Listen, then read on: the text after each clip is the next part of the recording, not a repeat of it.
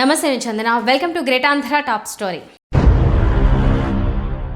జనసేనలో బాలినేనికి count down. జనసేనలో మాజీ మంత్రి బాలినేని శ్రీనివాసరెడ్డికి కౌంట్ డౌన్ మొదలైంది.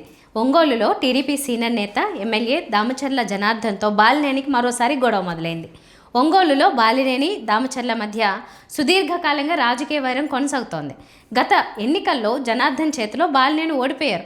ఆ తర్వాత మౌనంగా వైసీపీలోనే ఉంటే గౌరవం దక్కేది.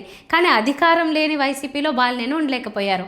అప్పుడప్పుడు తన గురించి పవన్ కళ్యాణ్ రెండు మంచి మాటలు మాట్లాడడాన్ని మనసులో పెట్టుకుని జనసేనలో చేరితే భవిష్యత్తు బాగుంటుందని బాలినేని ఆశించారు. దీంతో పవన్ కళ్యాణ్ చేతుల మీదుగా జనసేన కండువా కప్పుకున్నారు.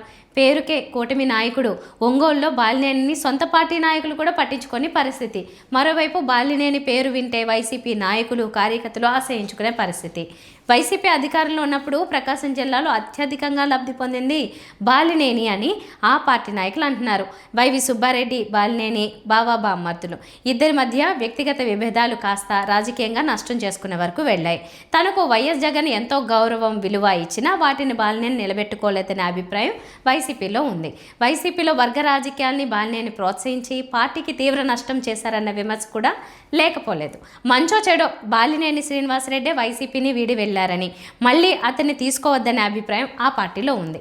మరోవైపు 2-3 రోజులుగా ఒంగోలు ఎమ్మెల్యే బాలినేని మధ్య డైలాగ్ వార్ జరుగుతోంది. బాలినేని మీడియాతో మాట్లాడుతూ తనకు పార్టీ అండ లేకపోయినా ప్రజల మద్దతు ఉందన్నారు. పార్టీ కంటే ప్రజలే ముఖ్యమని బాలినేని కీలక కామెంట్స్ చేశారు. ఒంగోలు ఎమ్మెల్యేతో సర్దుకెళ్లాలని పవన్ ఆదేశిస్తారని బాలినేనికి బాగా తెలుసు. అయితే అది సాధ్యమయ్యే పరిస్థితి లేదని బాలినేనికి తెలుసు.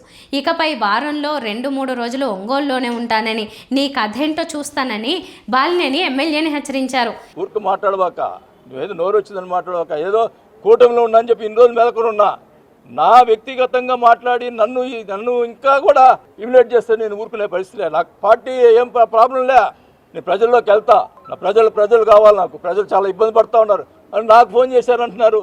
అవును, 6 నెలలు నువ్వు చేసిన రాజకీయాలు నాకు ఫోన్ చేశారు, అందుకు చెప్పాను. నాకు ఫోన్ చేయకూడదా?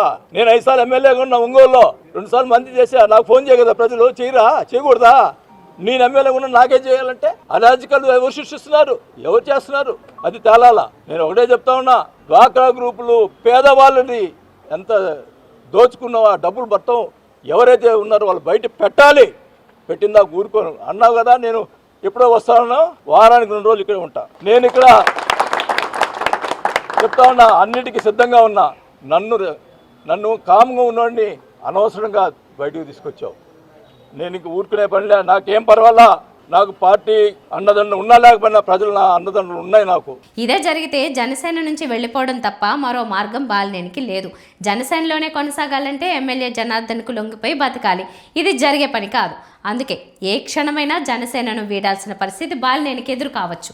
జనసేనలో బాలినేనికి కౌంట్ డౌన్ మొదలైందన్న చర్చకు తెరలేచింది. ఒకవేళ జనసేన నుంచి బయటపడితే వైసీపీ నుంచి ఇప్పటి వరకు సానుకూల సంకేతాలు రాలేదు. దీంతో ఆయన రాజకీయ భవిష్యత్తు ప్రశ్నార్థకమవుతోంది. ఇది ఇవాల్టి టాప్ స్టోరీ. మరిన్ని అప్డేట్స్తో కలుద్దాం. నమస్తే.